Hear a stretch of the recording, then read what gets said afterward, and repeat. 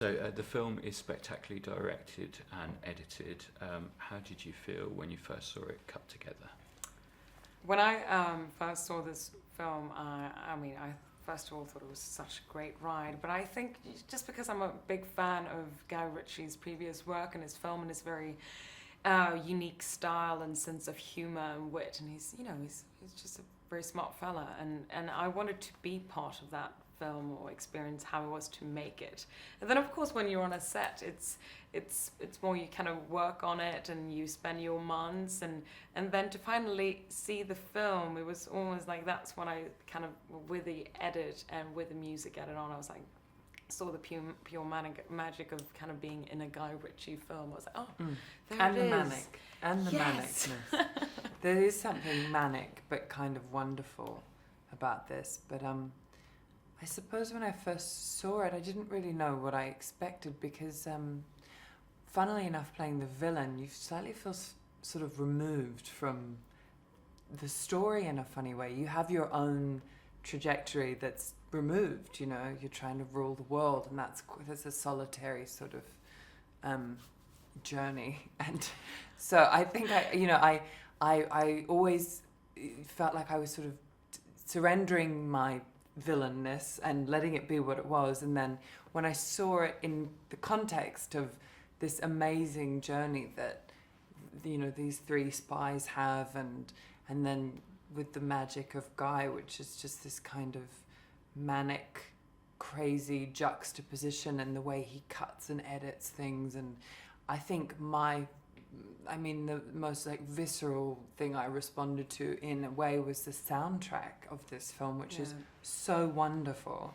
I wish we would have had that wanted on set to download it. and listen to it throughout the film. It was strange because I actually, a lot of that sort of like 60s elevator music, which is so strange and wonderful, and I listened to a lot when I was making this, was provides this great sort of perverse juxtaposition to the violence and the kind of action of the film. Yeah, but that's so much his film. It's like cut so fast and so much action, and it's like things flying, you know, in front of your eyes, and still it's like this the easiest like music. And that's a bit like music. Guy is. He just wants everything on the set when you're actually filming to, you know, be 100%, and then he just sits back with his ukulele and drinks some wine in the meantime. Mm-hmm. That's wonderful, thank you so much. And Alicia, most of your scenes are with Henry and Army. What was it like shooting with those guys? Was it a fun set?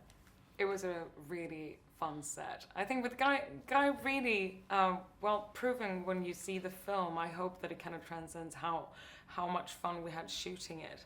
And it was all about like getting a group together, and we were really hanging